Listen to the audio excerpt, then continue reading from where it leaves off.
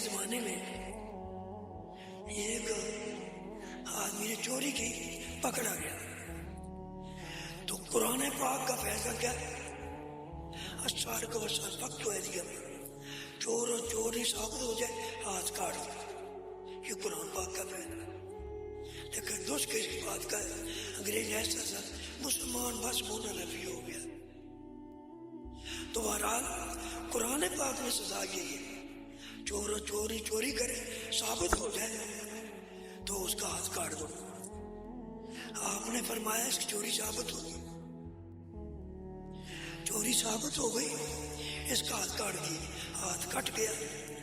آپ وہ نا کوئی اوپر لگا دیتے، وہ دم کر ہاتھ پیٹے جا رہا ہے، رازمہ کو ملاؤ کیا ہوا، ہاتھ کس نے کاٹا؟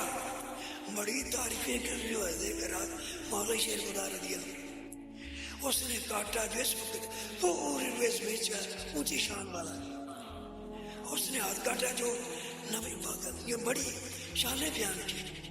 حیران ہو گیا، وہ چاہیے تو یوں تھا نا، یعنی انسانیت کے جو ہے انہیں ہاتھ کاٹے گئے ان کے خلاف بولتا، وہ یوں ہی ہے نا، لیکن بڑی تعریفیں کی۔